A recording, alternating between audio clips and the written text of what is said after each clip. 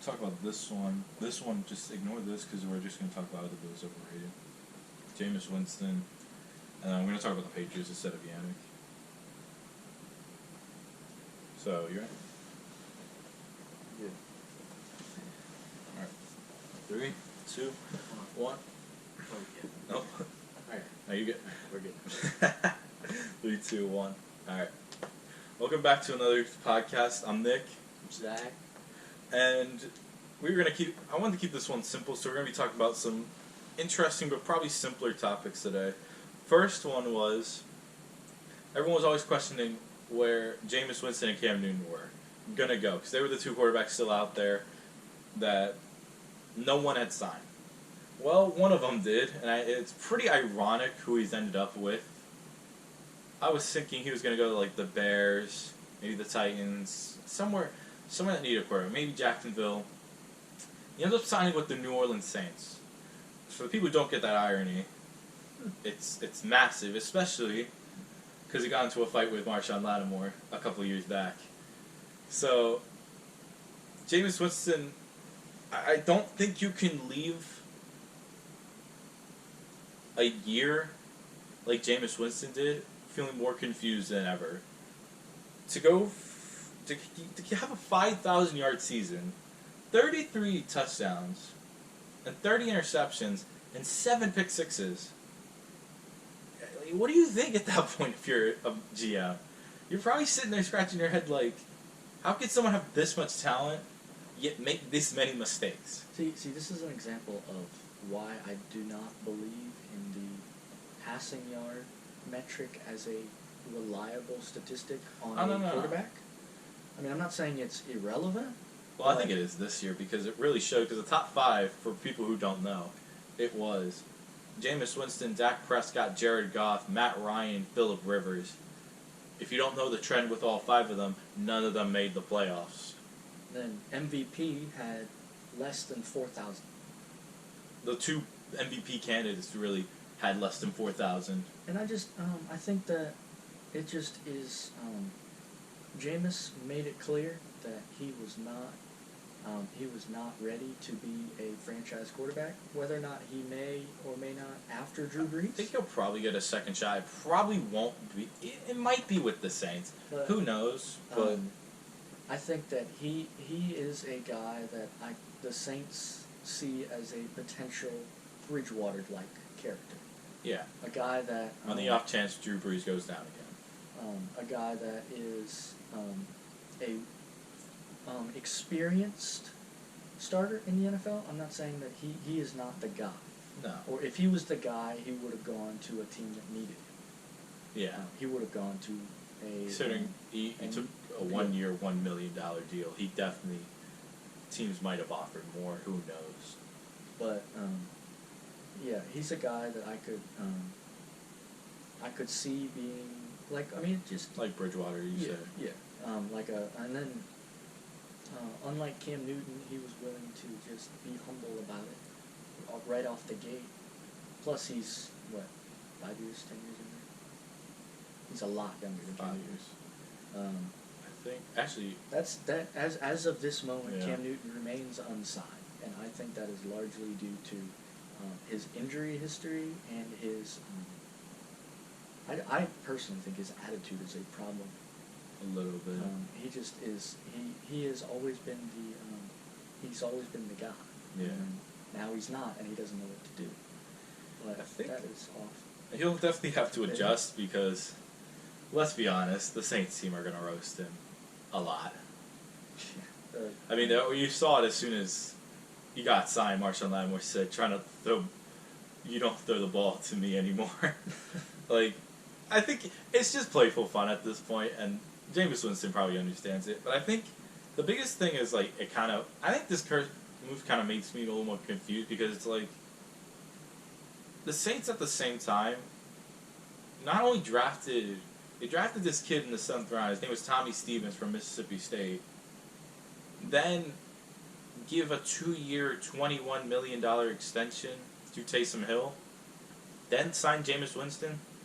I just found it personally confusing because it meant, like, when I saw the 2-year, $21 million deal, I personally thought it meant oh, they're going to give Taysom Hill a shot to start, throw the ball, see what happens. Now you see this, and it's just like, do you not have faith in him? If not, then why give him what was it, $10.5 million a year? Like, for 2 years. That doesn't make sense to me at that point. Well, a lot of teams are, not with Jameis, but with Taysom Hill, a lot of teams are doing this. They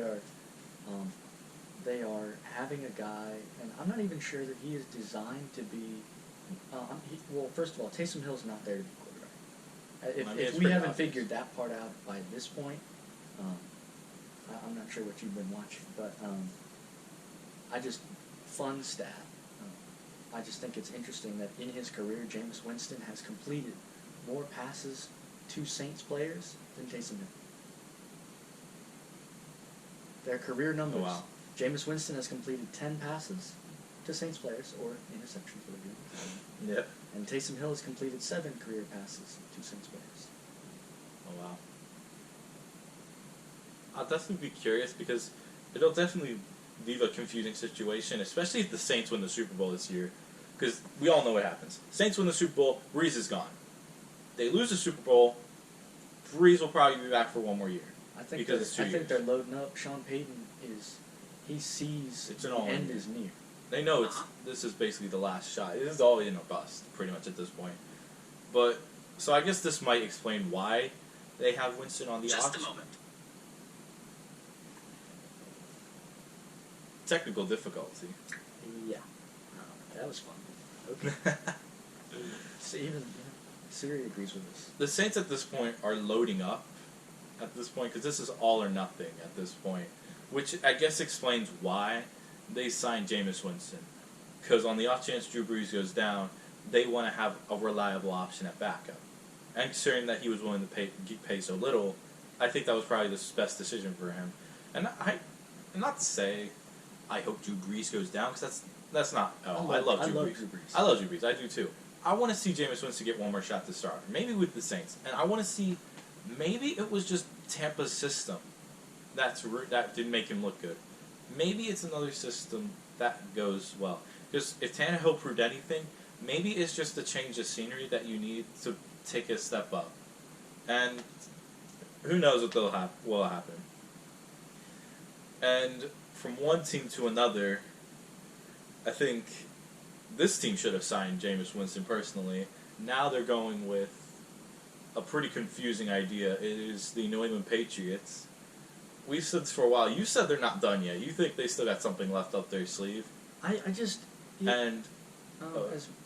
much as I can't see how they would do it, Belichick is such an amazing coach, and coming from a Baltimore fan, it makes me so mad, but he is such an amazing coach. Source from my perspective. He pulled, that's your fault. You guys didn't run the ball. But I know what you mean. He just, even when Brady was suspended and then Brady was injured, they still had a 500 or above record both years. Yeah. Without him. And part of that was Jimmy G, but there's something left in the tank. I just can't rule them out. It's just really confusing for me. They're kind of like they're just sitting in the corner. They're just watching. They're just waiting it out, and they're just in an open division. I think that it's possible. It's like Bill Belichick just sitting in the corner. I don't think it's going to happen, but I just cannot, with good conscience, write them off. Patriots and Bill Belichick just sitting in the corner like this, just like there's a reason that Belichick didn't draft a QB. There's some reason for that. I don't know why. I think the biggest reason is they're going to let this kid try. Well, Jared Stidham, who they took 2 years ago, I think, from Auburn. I think it was 2 years ago. I think it was 2018 draft. They took him in the 3rd round from Auburn. And who knows? Considering the Patriots. You never know. Or that their final plan is tanking for Trevor Lawrence. Which would be an interesting idea. Which I just don't think the New England fan base would appreciate. That they would much. definitely not appreciate tanking, but I think it'll be really interesting to see because who knows? They'll either let Jared Stidham try, and if he's a disaster, then just let Brian Hoyer take over and tank the rest of the year. or Jarrett Stidham turns into just Tom Brady 2.0, and the rest of the league will want to die again. Well, apparently this front office has a lot of faith in him. Yeah. And they are pretty hot on him, and they it's not just him, the there's teammates are as something well. to be said for getting tutelage from Tom Brady. Yeah. So I mean that worked for Jimmy G. Like they're working in the same offense, getting reps, getting advice from Tom Brady. Yeah. Who knows? Like I said, never can tell. Jarrett Stidham could just turn Patriots good. They somehow beat the Bills. I would be so upset. If the I Patriots... will probably nosedive off my roof if the Patriots win again. I won't, just to let you know. But it's just one of those things where it's like, it's happened for so long. We want something to change. But I am curious to see. I want to see Jarrett Stidham turn out to be a good quarterback, maybe even great. Because it says a lot when a guy's only thrown I think he's only thrown 4 passes, and the team, not just the team, but the management around him, are still really confident in him. And I will be looking forward to the Patriots. Everyone will probably be having their eyes on them as much as they want to be done with them. One more time. And we shift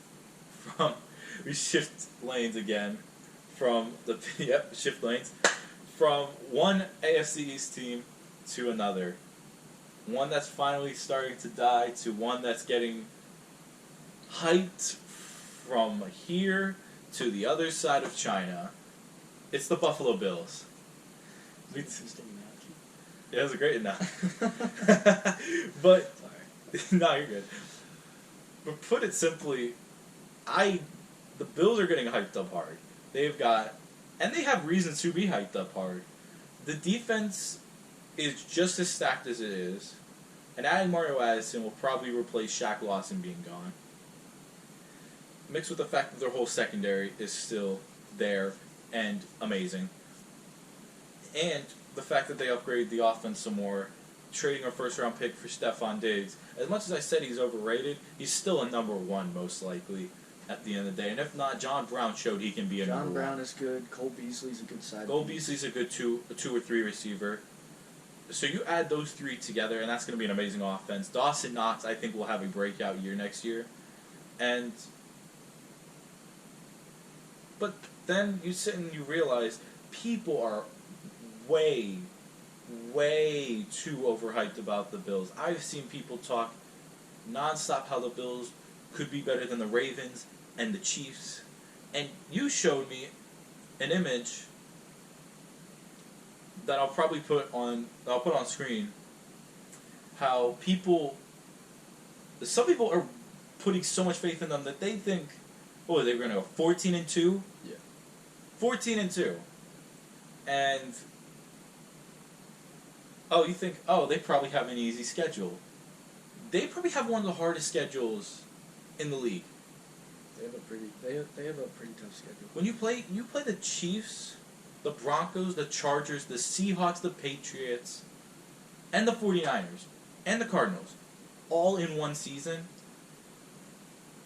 that's putting a lot of faith and a lot of expectations on that team, especially on a kid who could turn into Mitchell Trubisky. This looks like the potential for another Bears situation if Josh Allen does not take another step forward this year and regresses.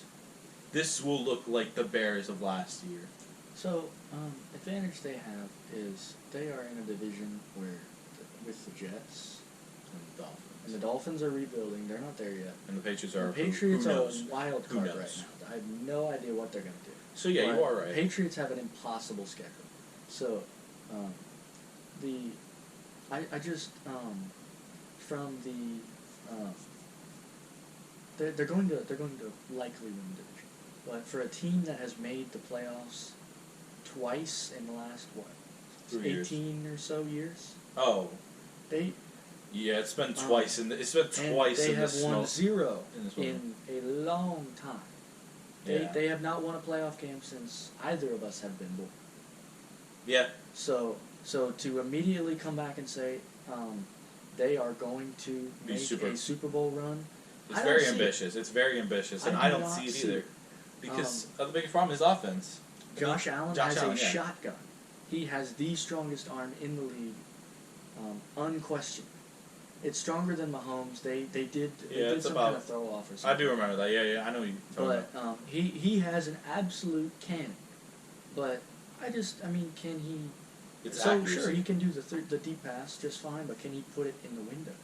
Yeah, he's always been known for having accuracy issues. He can't beat the Patriots either, and even with the defense is largely intact, the secondary is fully intact. Mm-hmm. So trying to fit a football into tight coverages against that defense, who knows? But then you go and you play a team like they played a decent game against the Texans, but the Texans showed they were pretenders too. So yeah. That was just unlucky more than anything, but. Well, yeah, but still, like a good team like the Chiefs crushed the Texans. Yeah. So to just immediately come back and say they are Lombardi contenders, I wouldn't say that yet. I'd want to see if they can win a playoff game this year. Load up a little more next year, then I'd say they're Super Bowl contenders. But if they turn into if they regress back and they go like 8-8 or something like that, they could very well turn into the Bears of the AFC. If Josh Allen becomes a whole, I mean, granted they have Jake Fromm, but that's going to need time. So that would be something that could blow up. We could be wrong as well. We could very well be wrong. We could be sitting here looking back at this video 6 months, about 6 months from now, and the Bills are holding up the Lombardi Trophy, and we sit here and we look dumb. I think we both hope that doesn't happen. But like from a logical standpoint, obviously as a Baltimore fan, I understand the pain of not winning a whole lot of playoff games recently. Like I get it. But it also has given me, you're not too shabby either. Facts. But I get the whole this is the year type thing, but I think it's different, and I'm not just saying that. You'd agree with me, right? Like talent level. I don't want to get into Baltimore right now, but it's just different levels. Chiefs, Ravens versus rest of AFC. I agree. Bills might get the 3 seed very well. Yeah, could get the 3 seed, but I just don't see them making the leap to get first of all out of the conference. Yeah. Let alone beat the juggernaut of the NFC. Yeah. And until Josh Allen becomes more an All-Pro, until he becomes a consistent Pro Bowler, I don't see this team making the. And that's fair to say. And that's why we made them a bubble team in our last/future video. Oh, it's gonna be future video. Future video. See, I can tell the future. Exactly. But I think we got 2 more things to talk about. The first one is Dallas. Dallas. I hate Dallas, but they're fun to look at this year. They are. They probably frustrate me more than any team in the league. Well, I think everybody. And I hate Dallas. Well, you either love Dallas or you hate Dallas. There is no middle ground. You're either a Dallas fan or you're the rest of the league and you hate Dallas. Let's be honest here. It's like the Patriots, only it's worse because they're more annoying. But They just have less success. But I think that this could. I think that the only thing holding Dallas back now that they got rid of. What was the guy's name? I don't remember his name. The head coach. Oh, yeah, basically, let's just keep that simple. Dallas, the reason I'm so frustrated with Dallas... Someone who shall not be named. But, yeah, Dallas had all the talent in the world, a cakewalk division, and Carson Wentz has been inconsistent. You go 8-8, and you lose that said division.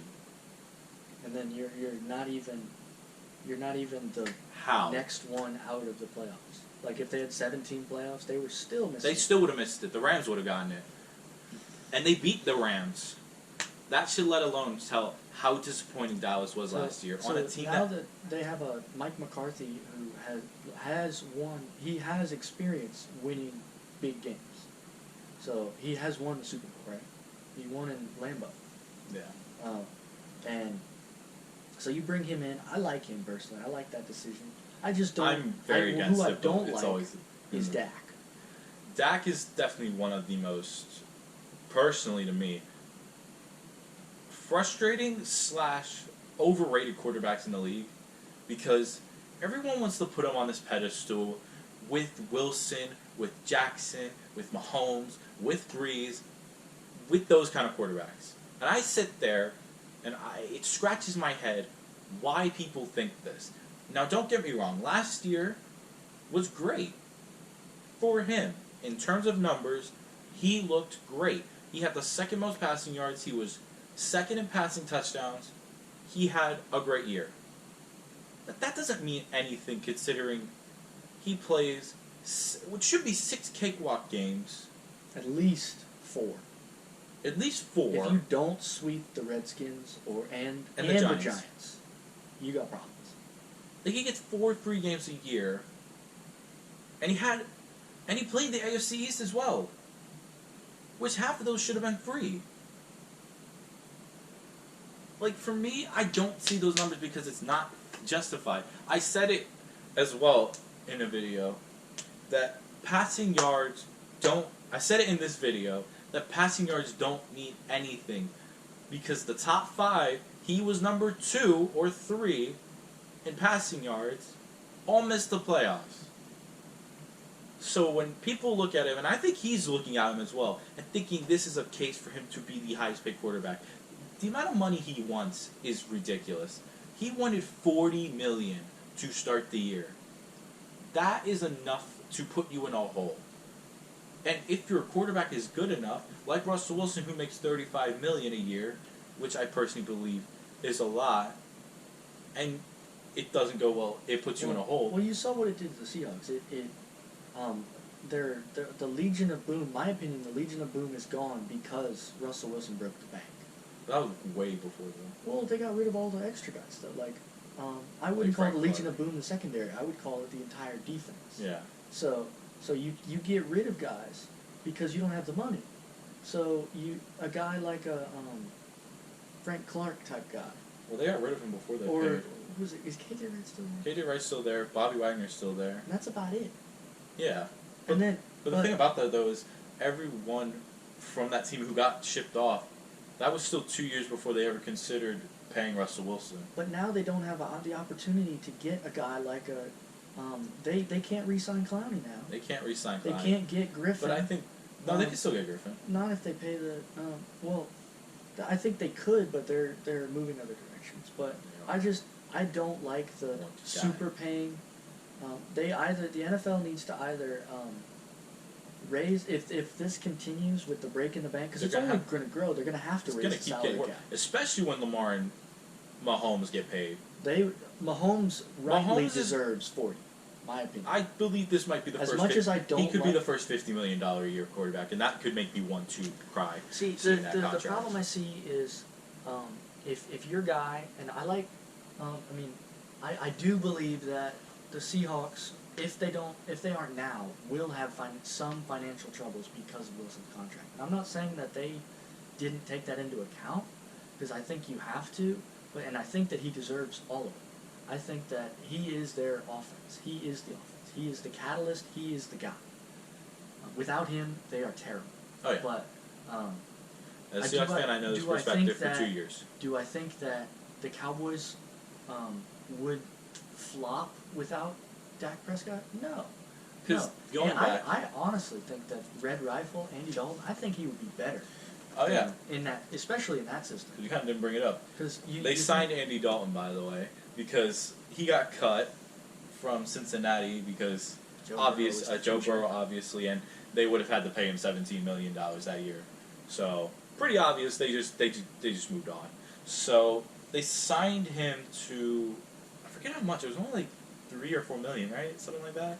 It was a relatively small contract. I don't think it was tiny, but I think it was backup money. It was like I think it was like 2 years, $3 million a piece a year, and I think this was a really interesting move because, unlike when a team drafts a quarterback, when you sign a quarterback, it kind of puts an immediate like look on someone saying, "We can just replace you."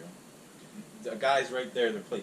And granted, I know Andy Dalton is not as good as what Dak Prescott is.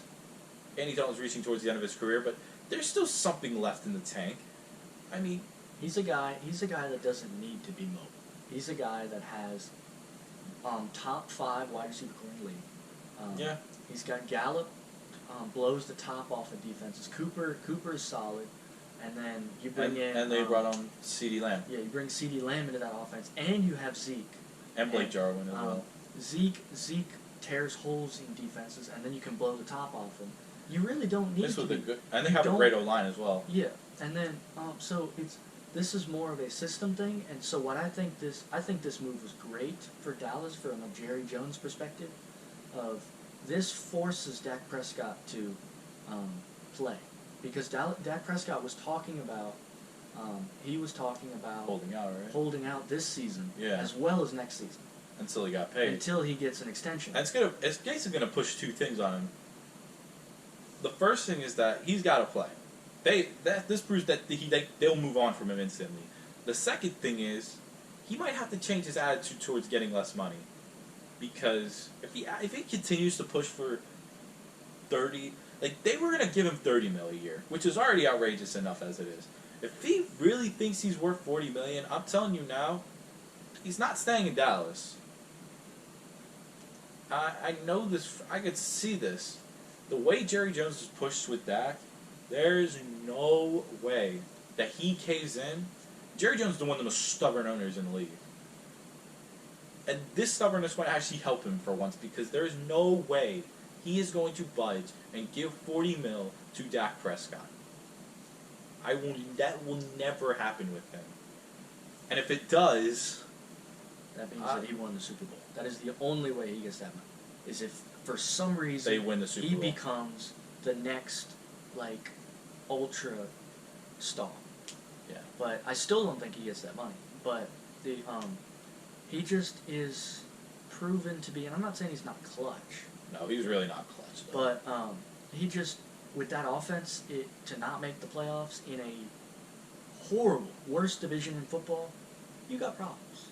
You have legitimate problems as a quarterback. When you lose to a team that had a bunch of backups, well, I think that it's a telling sign that your system is not working, and that's more than one reason. I don't even think it's the system thing. I think it's just not system. Your coaching isn't working, and your same way as Seattle paid Russell Wilson, and KC is about to pay Mahomes. Probably. Yeah. So to get that kind of money, you need to be the catalyst. You cannot be an accessory. Dak Prescott is an accessory. He is not. The way I define that is if you imagine taking Dak Prescott away and you put Andy Dalton into that offense, do they do any worse than they did last year?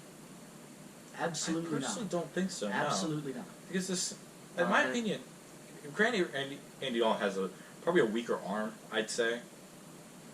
But I think he's more accurate. Dak Prescott has proven multiple times, you need to throw the ball downfield. He can't do it. He can't do it. It shows every time. When they need a big throw from him downfield, he cannot do it. And if you're someone who thinks Dak Prescott is the guy, then he needs to understand that he needs to stop being selfish. Asking for $40 million is ridiculous, because he could have easily gotten $30 million, gotten his deal, and he probably makes more than 99% of people will make. Probably more than we make combined, most likely. I hope not. But most likely, probably more than what most people make in their lifetime. So for him to want $10 million more so he can be the highest paid quarterback and get all this attention on him, it's a selfish mindset on a team that already gets enough media attention as it is. because everybody knows the Cowboys. So if you know the Cowboys, then you see what this guy is about, Just and it makes you look bad. For the record, the top 5 besides the quarterbacks on rookie deals, we're taking out Mahomes here, we're taking out Jackson. Yeah. Some of besides Russell Wilson, who's I consider an exception to this rule, the other best quarterbacks in football, none of them get paid anywhere close to the top. And the reason for that is because they understand. Well, Tom Brady. that kind of changed recently. Tom Brady understands that. No, that changed. No. Just Yeah. so he understands that, or he did, I guess. Yeah, that's when he was in New England, understood that the quarterback does not need to be paid more than everybody else. He needs to have a great supporting cast. To do that, to have the weapons necessary to make a title run, you need to. I'm not saying you not get paid, but you need to be able to. Maybe you take need to be less. willing to take less. So, I thought it was Tom Brady in New England took like 3 pay cuts. He took a pay cut for Randy Moss. He took a pay cut for I think Gronk. Yeah. He's taken these pay cuts and Look at what it is. Well. Yeah, and look at what it's done for him. He won 6 rings, but you take a guy like and won multiple MVPs as well. Yeah. And then Drew Brees was paid shockingly low amounts For a of money. while. And he still kind of is. I mean, he's getting paid $20 million a year. Well, so compared to the other quarterbacks in football, Joe Flacco got $20 million 5 years ago. Ooh. So, it's a status thing, and that's the only reason they're doing it. Yeah, considering some of the highest paid quarterbacks right now, besides for Wilson, is like Matt Stafford, doesn't set the world on fire. Jimmy G, the $30 million man. Jared Goff. Oh way God. Too much. I said Jared Goff gets paid way too much, and I laughed seeing that. See, that's the example of bankrupting a team. I think it's gonna be a disaster. Do not be surprised to see a Jerry Jones, Dak Prescott massive feud at some point. Oh yeah. Whether it's somebody holding out or Dak gets benched because he goes 0-4, which I don't see happening, but If that does happen. if something crazy happens, Or he stirs up a bunch of arguments with Jerry Jones, he could very well just bench him just for the sake of it. Because Jerry Jones has done stuff like that. Okay, I have one more question. I know it's not on here. I just am curious while we're on Yeah, go video. ahead. Do you still believe that Dallas is America's team? They were in the 90s, they got that name, and they have perennially been that since. But do you believe that they are America's team? No. They are never America's team. The only people who say that are Dallas fans. Everyone else who hears that phrase wants to hurt Dallas fans when they say this. Well, I've even been listing this for a NBC long time. acknowledges that. They're like, that's why they get all the prime time game, because they are America's team. Which is dumb. If you really want to think of a team that's America's team, as much as we didn't like them, in this decade, it was New England. We all hate New England, let's be honest. Everybody hates New England because they've beaten our butts.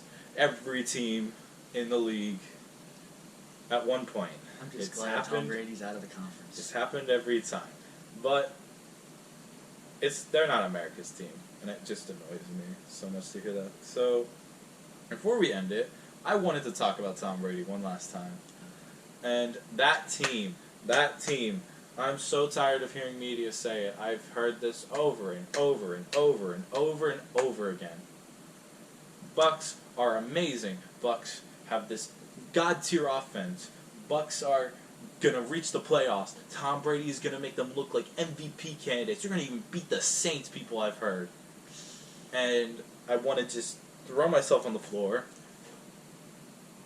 I have fallen for hype one too many times in my life. I fell for it when Seattle imploded in 2017. I fell for it with the Browns. I did. Just for the record, I didn't buy the hype, and I don't buy it here either. Same situation. you get a couple improvements. You get a guy. They got two guys. The Browns got OBJ, and everybody thought they were amazing, but Yeah. they still didn't have a defense.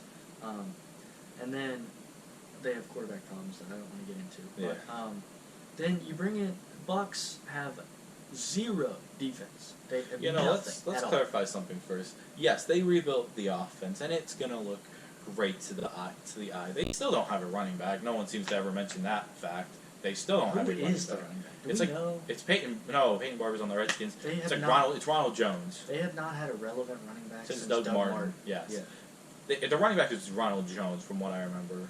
And that's amazing. So But yeah, everyone's hyping up because Tom Brady, Mike Evans, Chris Godwin, O.J. Howard, Rob Gronkowski. that is going to be fun to watch. I'm I think just their saying that offense it's going to be cool, will be but they're decent. not going to win. They're not going to win games. They're not going to beat. Even if they do win against Carolina and I mean, he's also going to get eaten alive. Washington. He's going to get eaten alive. that O-line is not great either. He's playing two teams. Let's also clarify something. People don't understand this. Two of the top three teams in sacks are in that division. The Saints and Carolina both had over 50 sacks last year. Carolina. They had 54 sacks last year. They're both in that division. Bucks have a mediocre O-line. DeMar Jackson has been getting worse for years, and their only really consistent good O-lineman is Ali Marpet. So, you're putting Tom Brady in a worse situation for O-line for a guy who's probably the least mobile quarterback in the league. We all know he's the least mobile. He is shown last year that he was scared to get hit. Yeah. He showed on several occasions he shied away from contact, and he just when anybody was coming at him, He would just go down. he'd either go down or he'd just chuck the ball into the crowd. That's true. He would just take it and just chuck it. And 5 years ago, he would have dotted them. He didn't care. He would have at least made it competitive. Now he doesn't even throw it towards a wide receiver because he doesn't want to get hit. And he's going to be in a really pressure-heavy NFC South, depending on if Atlanta still has some D-line left in the tank, which, who knows. I forgot that. Most people forget Atlanta's a team since 28-3, but like you said, everybody overhypes them, yet no one sits and thinks, what is their defense like? Their defense consists of three people, and that's it. Jason Pierre-Paul and Ndamukong Suh, both of which are up there in age, and Shaq Barrett, who had a career year last year. Shaq Barrett had a good. And that's it. That's all they've got. They, Kawhi Alexander is... Oh, no. And fourth, they got Levante David. I completely forgot about that. He's amazing. After that, yeah, in terms of pass rush, that's great. It looks great. It's not insane. And Vita Vea, they've got a great pass rush. I'll admit that. Their pass rush is really good. their secondary gets toasted. Their secondary is so bad, and it shows. Their best cornerback, I think, is Brent Grimes. Their best secondary player, I think, is Brent Grimes. I don't even know if he's still there.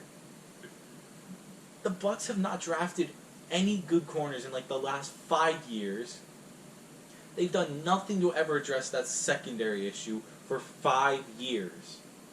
And people think that record is going to change when Tom Brady gets there. I don't get that idea. Tom Brady is the GOAT, but he cannot make something out of nothing. He can't play defense. You can't just put 11 Tom Brady's on the ball and think he'll play defense. He'll just He does his one-hand job. moss somebody. But he doesn't have a run game, so people can load up. The box. Cam Jordan just digs his heels in and runs. And what's to stop the Saints from putting 4D line and then blitzing Kiko Alonso and Demario Davis on that weak O line? And their offense is, I mean, it looks fun to watch, but is it going to be able to? The only way they win is they have to put up 30 plus points a game. I mean, and they gotta hope that their secondary doesn't get toasted every game. yeah. I mean, Seattle proved one thing last year. You don't need really much of a defense to win games. Seattle proved it time and time again. They got very lucky a lot of the time, but you don't always need a defense to win games if your offense plays good enough to keep you in the game. But with the situation like this, but you're not playing in the NFC West. You're not playing. You are not having to defend Michael Thomas, Julio Jones, DJ Moore. Yeah, DJ Moore. You're not having to defend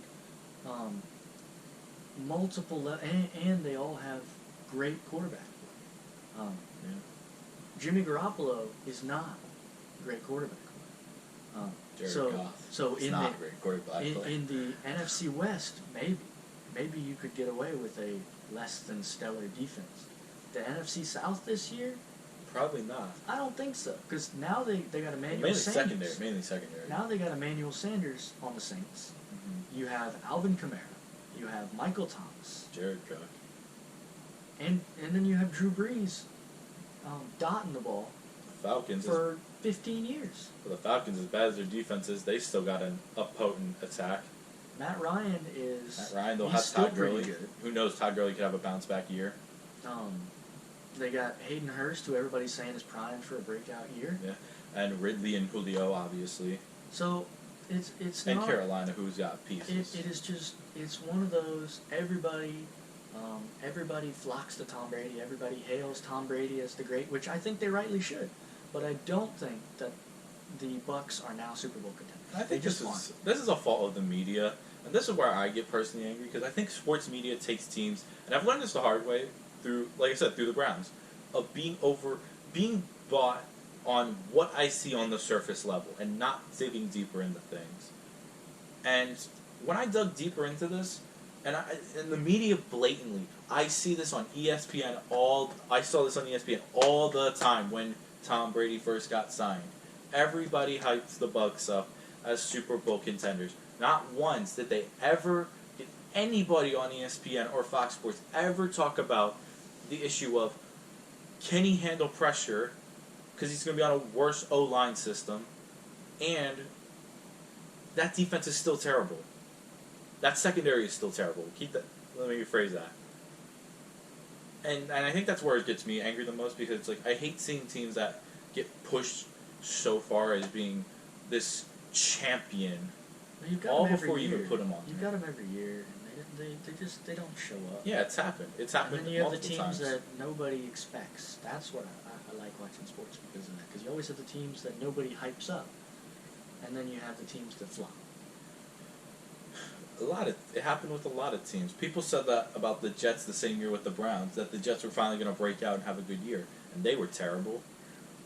The Browns, 7-9 does not. were awful. Browns were awful. Jets were pretty horrible to watch as well.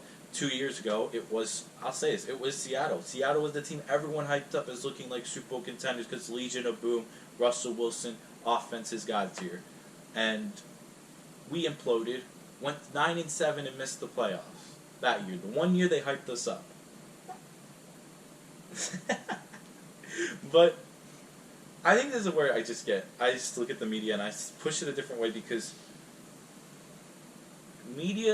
the sports media only looks at things on the surface level, and I see it all the time. And this is one of the most obvious examples. If you want to board that hype train, go ahead. I'm telling you right now, this looks like it's going to be the Browns again. It's going to be all that hype and look like a media circus. And it's going to be just like a media circus. The jerseys, go buy a jersey. They look cool, but you're not gonna have the Super Bowl, the Lombardi patch on the side of it. It's just not gonna happen. And they're just gonna look like a big media circus, like the Cleveland Browns, who just pretty much imploded every week and had self-destruction on the entire defensive end of the ball, well, and offensive because OBJ. And if you want to say it's not going to happen with the Bucs, that their team is cultured and all that stuff, tell me that when the Bucs start losing games and the media starts ratting on Tom Brady every single week.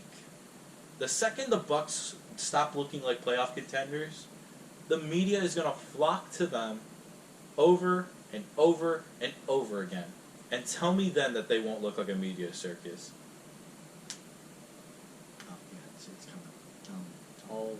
Well, I guess they probably quadrupled their fan base with Tom Brady, which is cool. You've also quadrupled your expectations in a heartbeat. Yeah, the media set impossible expectations for this year. They're not ready yet, and Not ready at all. they're not going to be ready because Tom Brady's short term. What are you going to do long term? You still have nothing. When he retires, Gronk retires. Yeah. And bye. And Mike Evans probably gone at that point. Yeah. So Unless you just pay him. Enjoy the fun offense. I mean, you should have loaded the defense up. There was a lot of open defense, like On the free market. agency. There was a lot of free agents out there. Especially secondary. Yeah. So If Darius Slay was up to be traded, you should have gotten him. But they didn't. They spent all their money Well, on Ryan's their screwed strength. it. They spent all the money on the strengths, and nothing to fix the weaknesses. and they just swept the weaknesses under the sofa. Thinking it's not going to be an issue. So,